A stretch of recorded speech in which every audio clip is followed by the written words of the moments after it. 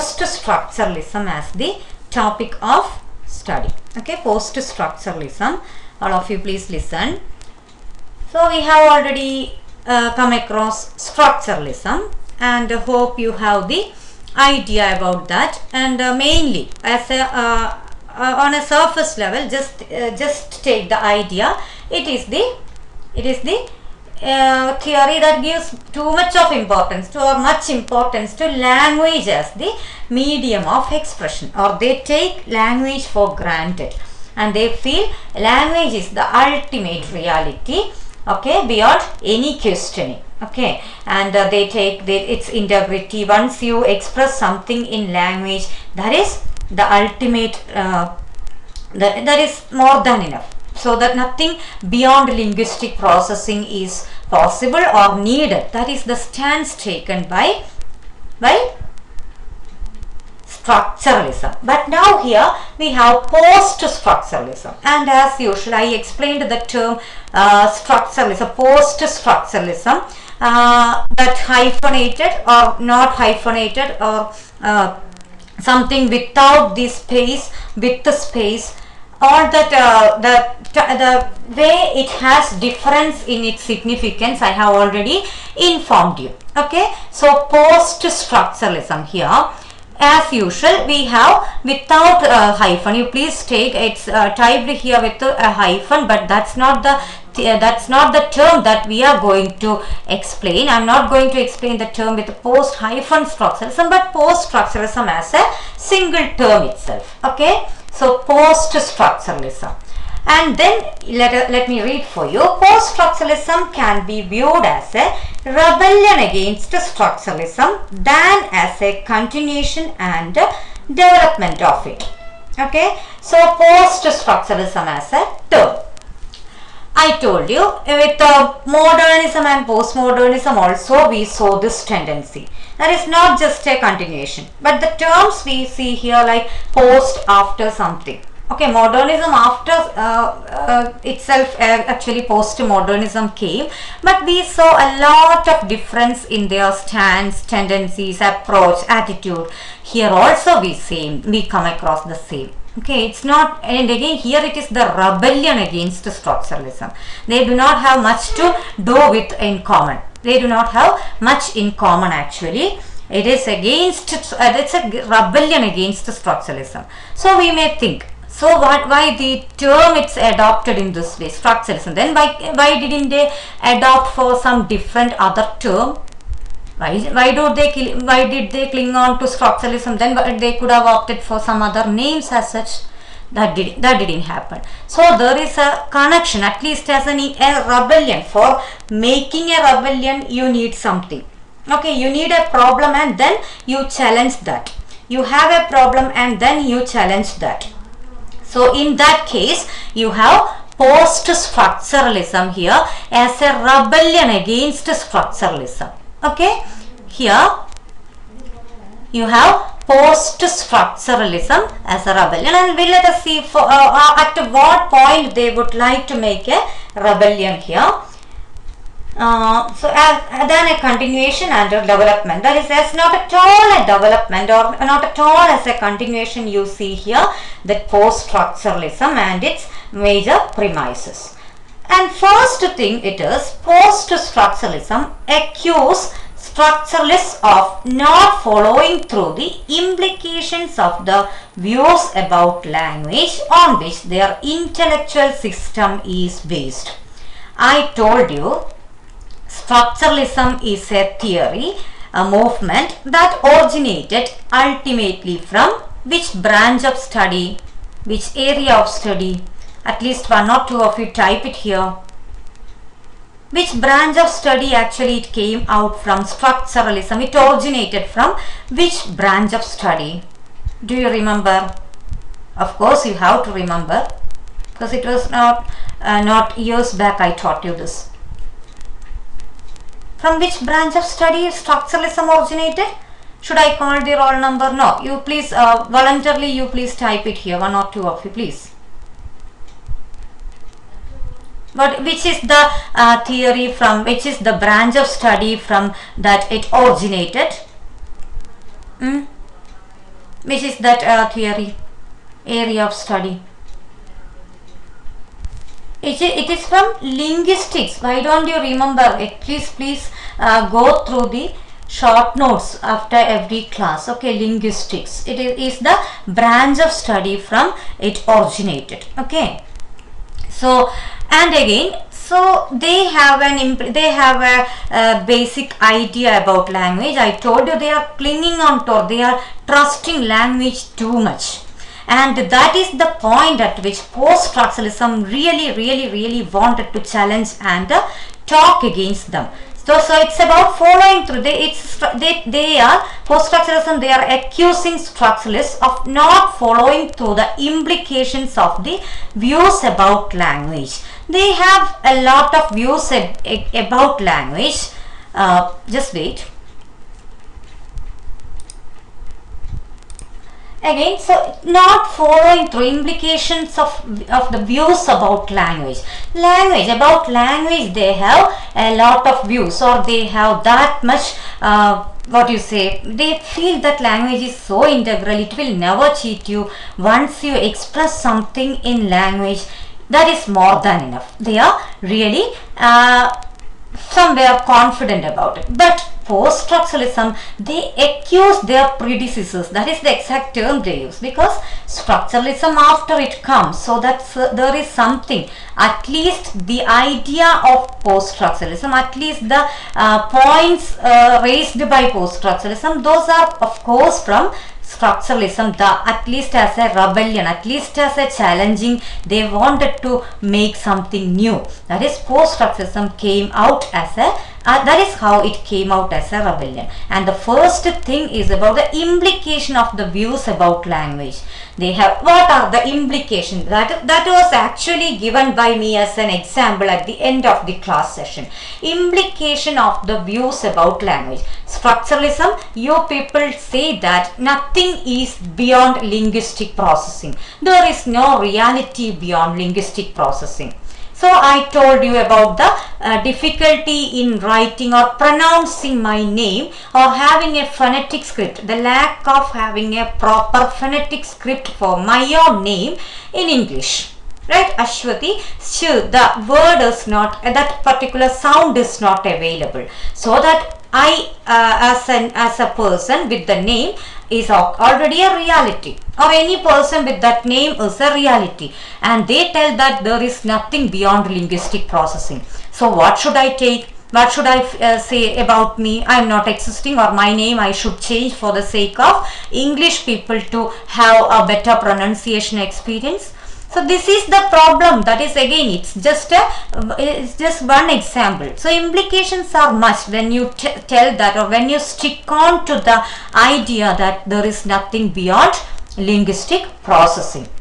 And again, and the intellectual system, structuralism's intellectual system is based on this view, so that they didn't want to take it for granted. Post-structuralism, they didn't want to move in that stand, or in that level.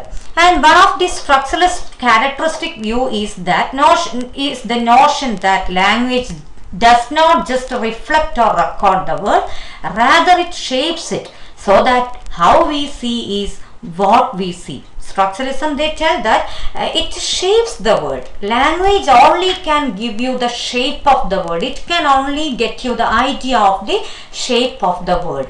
Then we know how many people communicate, or how many communication become possible in non-verbal mode, as well as people who are not having, or people who cannot speak. They are not having the skill to speak. It's just see dumb as a word, don't want to use, but still.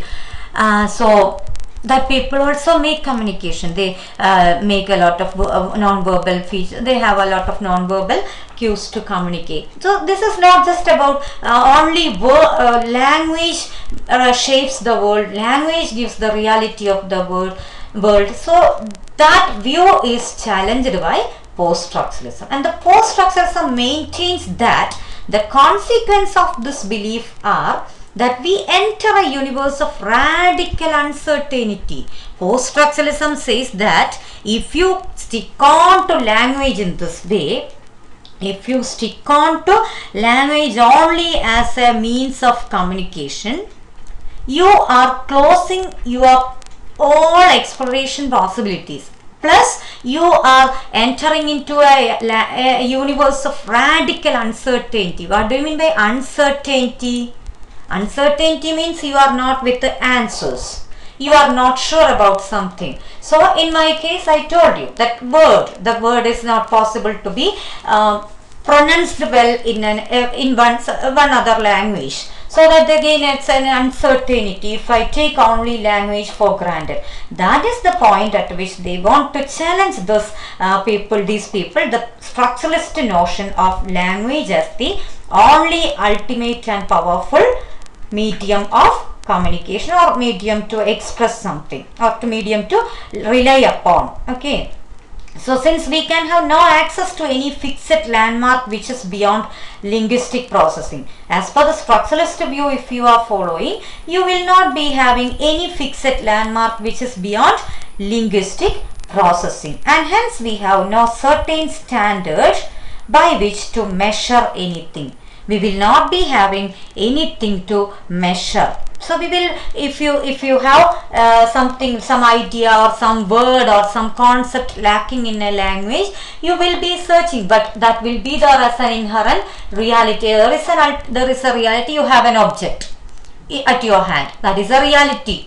Okay, but you do not have a word to signify it, or word to express it in language, about it in a language. Okay, sometimes we come across the same. We don't know how to talk about something, how to the word to express the name of an object in English.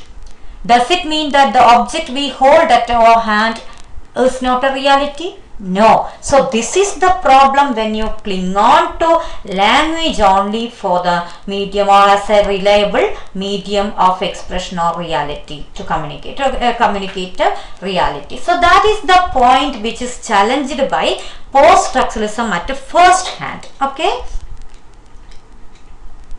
and let us continue. Next part. Next you can see. Next it's about the origin.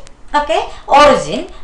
We told about structuralism originating from linguistic, but here you can see post-structuralism as originating from philosophy.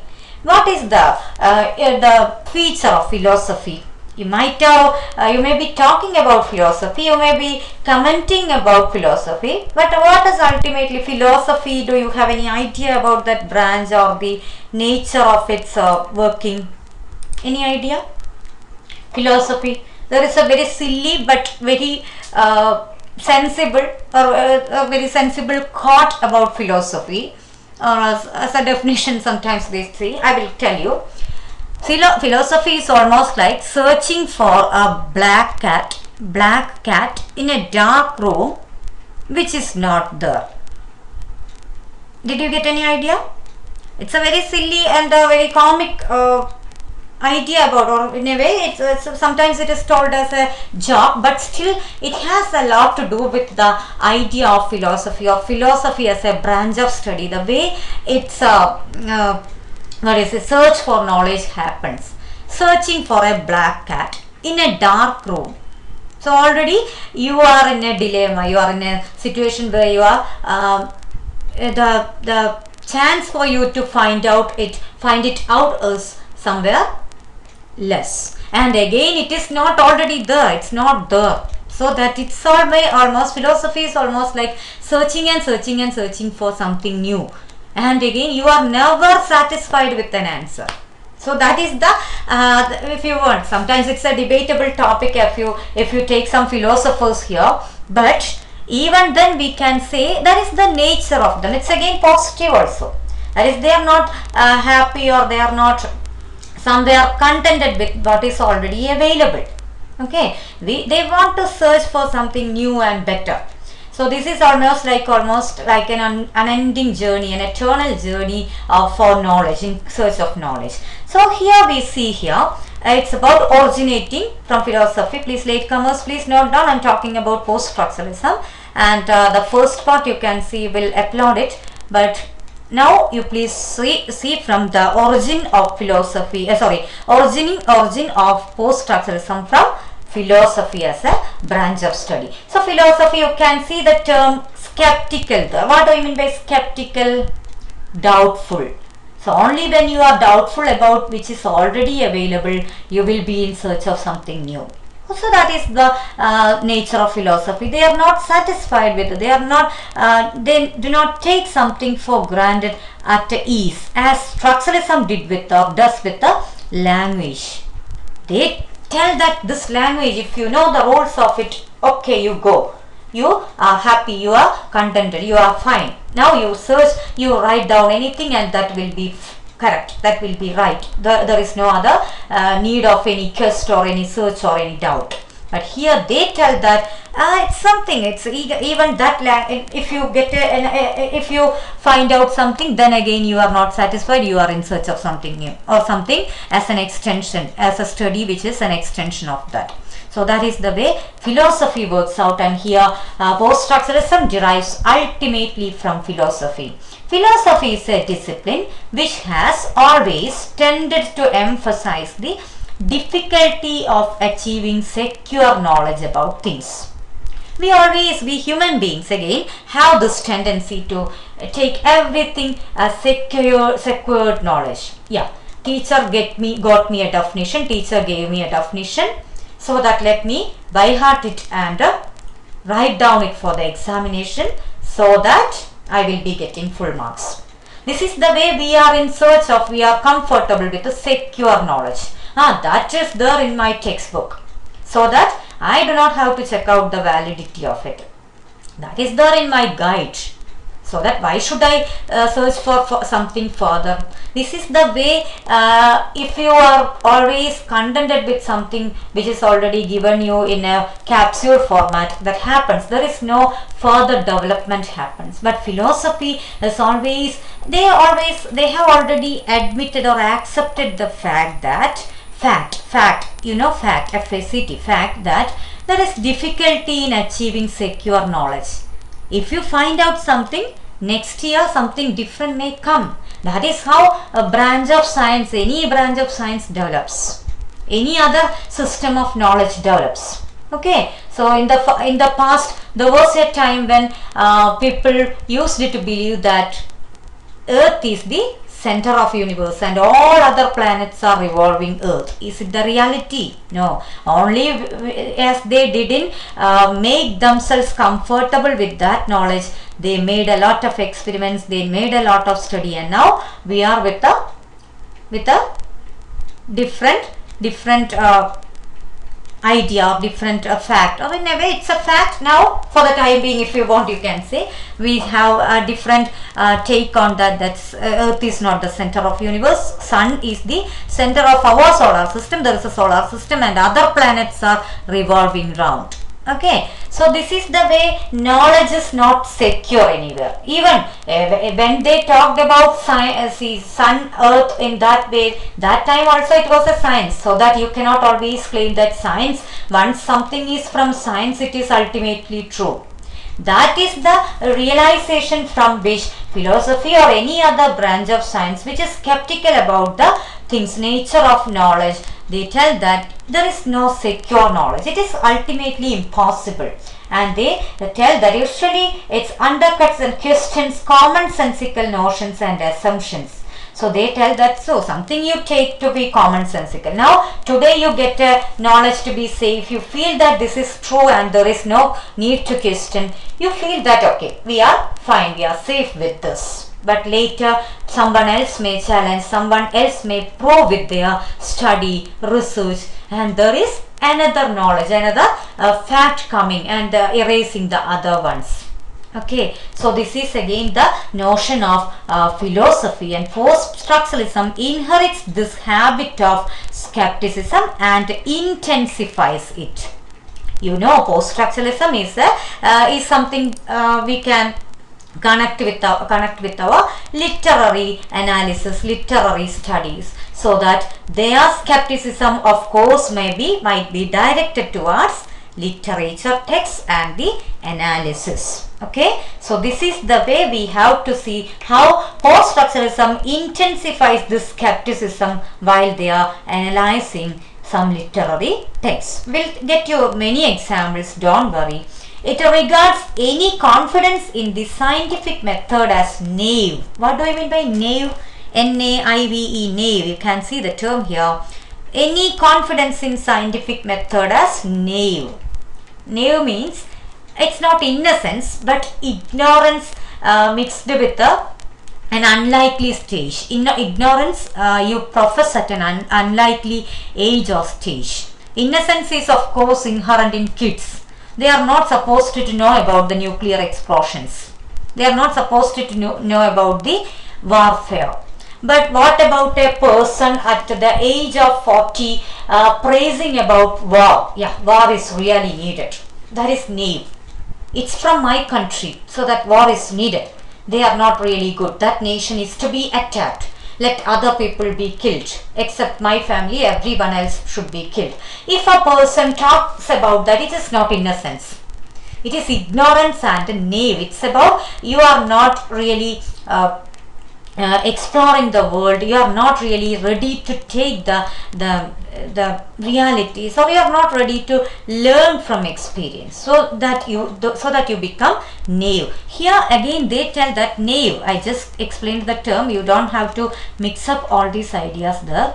You please come back. It's a scientific method. They tell that post-structuralism now tells that any sticking on to any confidence in scientific method is naive.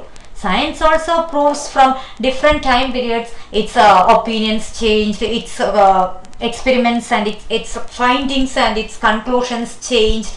So we do not have to say that it is a fixed container. That also is liable to change. Okay, and even derives a certain intellectual pleasure from knowing for certain that we can't know anything for certain. It's a very beautiful sentence, but somewhere tough if you do not understand it. I will explain you. They derive an intellectual pleasure. They get an intellectual pleasure from knowing for certain that we can't know anything for certain. In very simple words, they are so happy that there is nothing called a fixed knowledge. Okay, so that we are free to be in search of something new. We are free to be in search of new knowledge.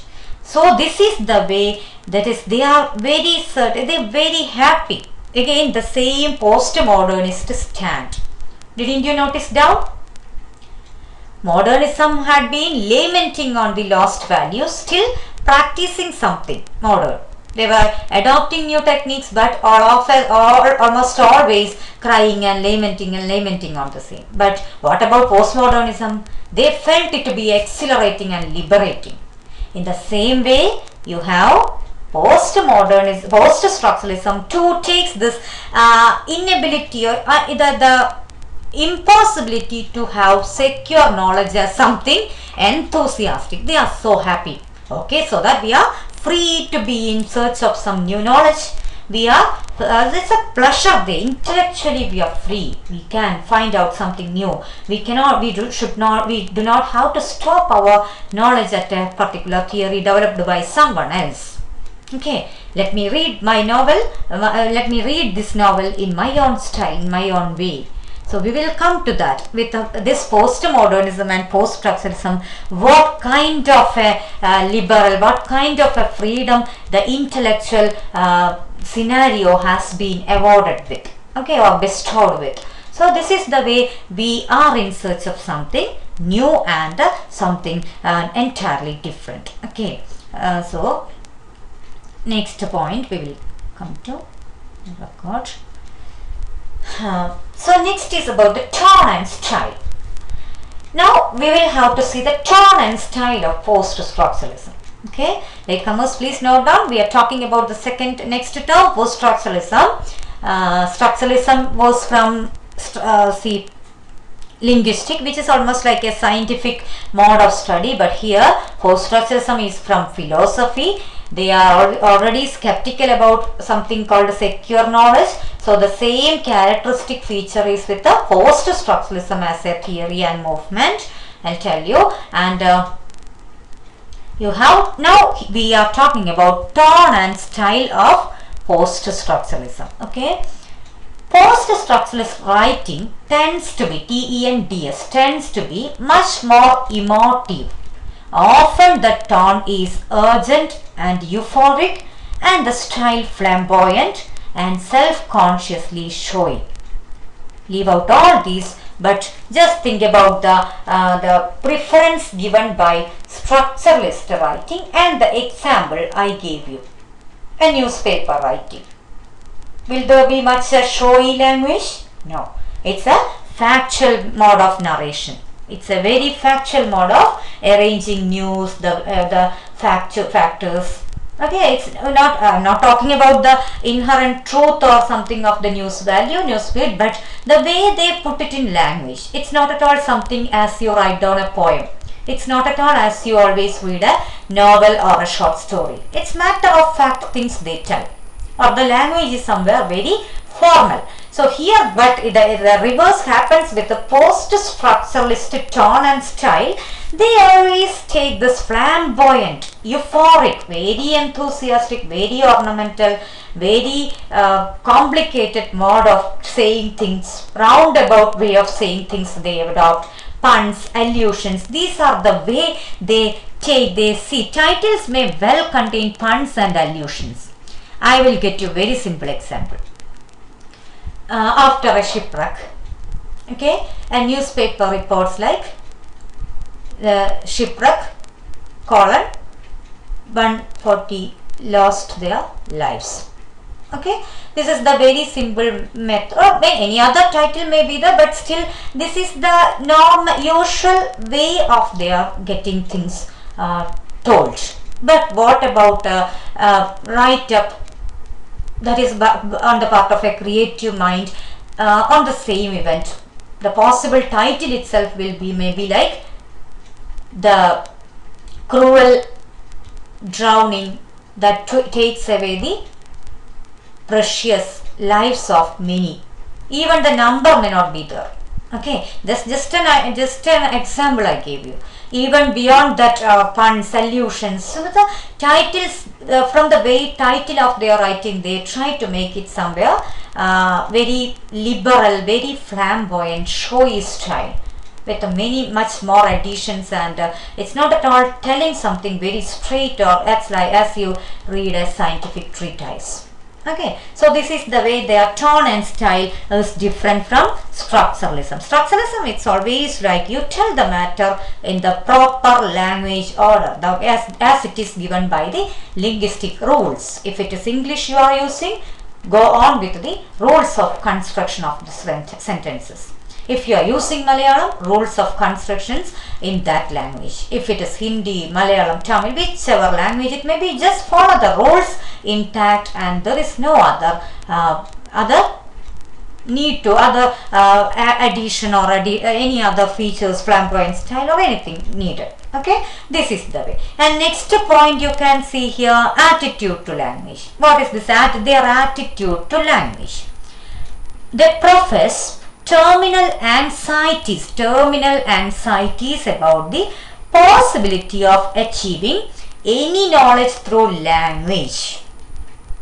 Possibility of achieving any knowledge through language. This language will fail you. Post-structuralist stand, I am telling, post-structuralism tells that this language will fail you. Slip of tongue. Okay, I mean something. Sometimes even we come across the situation. At a very casual level we come across many of the situations. You told me like that. No, I didn't mean. Please don't mistake. Please don't mistake me. See, this is the way sometimes people take something entirely different from what we say. So this language always fails us. Even in our very casual daily life conversations, language fails us. Okay, and that is the way you have the post-structuralism insists upon making this felt that this is an anxiety on their part. Structuralism may say always like that. That is, they are they derived from this linguistic, but this language will fail you. This is always possible to fail you whenever and wherever you communicate. Okay, and the verbal sign in its view is constantly floating free of the concept it is supposed to designate. Floating free. What do you mean by floating free? Something floating free. Something floating free. Just think about a plastic bottle where it's floating free. A leaf is floating free in a river which is flowing. So floating free, it's free to flow. So this meaning also is like that. I mean something, but the others may take something entirely different. You cannot always say that no, you should not take it in that way. I told it and you have to take this meaning only. If that is possible, will there be many problems among human beings with the communication? We talk about communication gap, miscommunication, lack of proper communication. Sometimes we say that I told them, but they tell that I didn't understand, or I didn't get that in that sense. I didn't get the meaning in that way. So that is always possible, and this is the way language cheats you. Language fails you, and you have to take all these realities when you think about the possibility of achieving secure knowledge through language. Okay, so just wait. So now to tell this, to the floating free nature of linguistic sign, I will get a very simple example from the present scenario of this pandemic, COVID-19 pandemic. I will get a very simple example. Okay, positive as a term. What did you feel this positive? Actually, I wanted to discuss this in the context of discussing deconstruction next term, which is almost an upshot of this. It's from the this is just an extension like this, but let me talk about the floating free of sign, linguistic sign, in the context of poststructuralist attitude to language. Positive as a word was giving us very positive vibe, very positive sense. Oh, why are you always negative?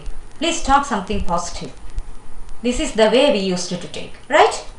Till COVID-19 affected the whole world in this way. Now, there was a very comic writing on the part of a person. It's almost like a quote. For it has been since these days. It has been very positive when I hear the term negative. The term negative gives only positive vibe. Just see, positive as a term which was really giving only comfortable and very happy idea that how easily it shifted to something very negative. Positive as a term, COVID positive, it's really problematic. So now you know how much shifts are happening in language, how much language is liable to change. The semantic changes, just to take semantic changes which you studied in history of English literature language paper. There you came across a lot of semantic changes. The word which was having a meaning in some 15th or 16th century, some words are not even existing now. Some words have changed their meaning entirely differently. So this is the way we are having floating free nature of language. Okay, and here one very important concept, death of the author. Is it about death of the author? It's from Roland Barthes. The name you came across in structuralism, but I would like to get you the very simple notion, very simple idea that Roland Barthes didn't belong to structuralism throughout his life. He was a structuralist, But later, when post-structuralism came out as a theory, as a new way of searching for knowledge, he shifted from his structuralist stance to post-structuralist stand. Okay, so I would like to talk about Roland Barthes as well. Right. Roland Barthes, this death of the author is a very important concept. I think today we will not be able to finish off post-structuralism, but with Roland Barthes we will stop. Okay, Roland Barthes. You can see this phrase death of the author. Actually, it's the name of an essay by the same person, and I will get you the notion what he means by this death of the author. Before that, post-structuralism, I told you, and now you might have understood how much freedom is there extended by post-structuralism for writing, as I gave you the example of the kind of writing style they adopt, as well as they are not somewhere comfortable and contented with the knowledge or the meaning or whatever is already available. Okay, so before moving to Roland Barthes, let me take the usual classroom example I get you people. I get you a poem to read and analyze. Okay, I get a poem for you to analyze, and you all make use of some guides, and you have already studied the guide thoroughly well, and for the examination all of you people write down the same concept, same analysis, same thing, same way of interpretation for a poem. And as it is from a very authentic guide, or say for example a teacher has already given you the meaning or interpretation of the poem, so you think that okay, this is fine, there is no other meaning possible, there is no other meaning is needed, we are not in need of a search for new interpretation for the poem. This is what is happening usually. You have a poem, you have this rod not taken, and you have a lot already traditionally fixed interpretation for the same, or you have solitary reaper, you have traditionally fixed interpretation for the same. So a teacher comes, usually in our language classes also the same happens. The teacher comes, and gets you a reading which is already, again she or he takes it from some other authentic text, the interpretation they also search. Of course we search for the interpretation. So this is the way we cling on to some traditional notion of traditional interpretations, and we never make our brain work, or we do not get the chance for our brain to work in search of some new interpretation. That has been the method we had been following till date, till post-structuralism came out with its notion of the need to be always to be in search of new knowledge, or the impossibility to achieve secure knowledge. Okay, so this is the part at which Roland Barthes talks about death of the author. Again, we have this tendency. Yeah, you have a poem at your hand, and you say that, you feel that, in the very beginning you feel it to be your duty to mention the author. Yeah, Solitary Reaper, the poem written by Rod Not Taken, the poem written by most of our interpretation or writing for the examination, some of essays or short paragraphs. We have the tendency to begin by acknowledging the author. So we are never disconnected with these inherent traditional notions. Yeah, an author, then acknowledging the person, and then start the interpretation, writing, or most often vomiting the interpretation as given by teacher or a reliable guide. Okay, labor India. For example, we used it to take labor India or school master or Purna master during our school time. Every time. Every most of the students used it to stick on to study or buy these guides and find out the better interpretations from them. From where did they get this? It's again from some traditional already fixed interpretation, some which is approved by the majority. That is again the case. Most people say that yeah, this is the better reading for this. That is the point at which Roland Barthes comes with his idea of the death of the author. People, no longer you have to cling on to this notion of the author. You always feel that if I read that poem, my interpretation, if it doesn't match with what is decided by the author, what is already intended by the author, oh, what kind of an injustice I would be doing on him, I would be imposing on him. So always you are in search of something already approved. Is it needed? No. Now it is time for you to declare the death of the author, not the physical death. It's not like Ashwati Miss has written a novel and she is dead. It's not like Umberto Eco's has already written all these novels and immediately after writing the novel he is dead. William Shakespeare, immediately after the writing of each play he is dead. No, that is not the death of the author, but it is the death. That means the influence of the author is no longer you have to take care of. You please read the text as an independent entity. You can read, you have your own thinking power, so you read the text in the way you can, you feel like, and that is the freedom allotted by post-structuralism.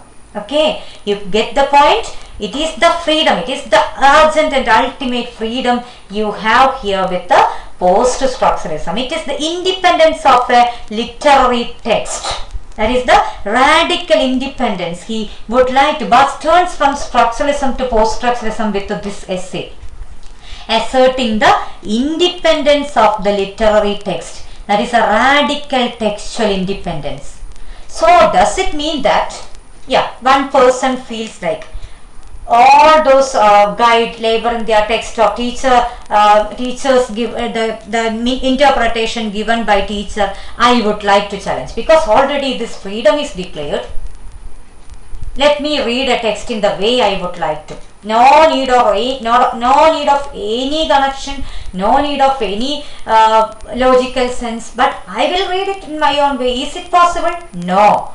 It is just an interpretation. It is a freedom allotted to every reader, any reader and every reader who can read or make an interpretation, an entirely different interpretation, provided that he or she can substantiate the new argument points. Okay. I get this meaning of this text in this way, not as you have been talking about, because of such and such reasons. Okay, not like, oh, teacher told about post-structuralism allowing post-structuralism as a modern theory, as well as it is allowing all the freedom, so that for the examination let me write like whatever I feel like. And of course she is supposed to get us marks because she has already talked about the theory. Is it possible? Very sorry, not at all. It is about trying something entirely different, new meaning, new interpretation, without always clinging on to this author. That is the death. It is not the physical death, but the death in a very entirely different sense, where you have the endless freedom, you have the freedom of interpretation. Okay, and text produced by the author, now it is text produced by the reader. Text is a term which is again very important in the context of learning post-structuralism. Text is its textuality means meaning potential, generation, meaning generating potential of a text, of a work of art. So that you have one reading. So roll number 1 will be having one reading for a poem.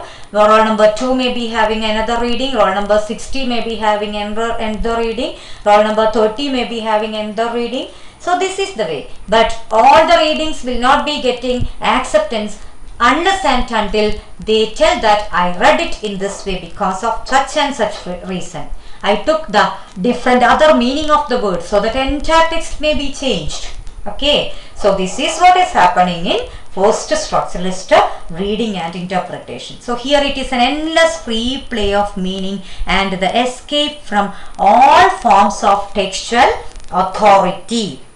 Okay, your textual authority. What do you mean by this textual authority?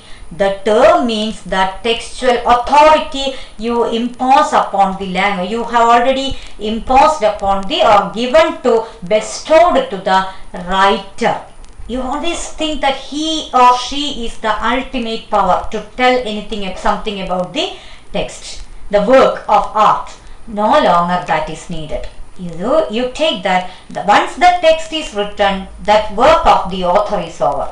Now it is for the reading public. How beautiful an idea it is. Just think about that. Otherwise, you see, if you are reading a novel and always you are going back to the notion of, oh, what this man might have thought in this position, what might be that woman's the idea or the physical or mental condition while writing this novel.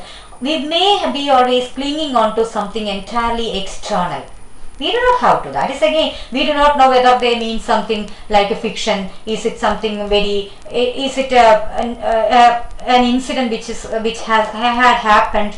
We do not know. Sometimes some authors may be existing while we are reading the text. Some authors might have been or might be already dead by the time we are reading a novel or novel, whichever work of art. No, I'm just using the term novel for the sake of our reading practice, to mention our reading practice. That's all, nothing else beyond that. So if it is a poem, the poet might may be existing or non-existing, already dead, exact death, physically dead or alive. We cannot always go in search of the writer and ask him or her, is it, what do you meant by writing this text? It is impossible. But that is why we always cling on to something like authentic text, authentic interpretation we are in search of. So this practice is to be stopped, and that is the point made by post-structuralism. Okay, and the next points you can see here, that is from beginning theory. I will take that part only in the next class, because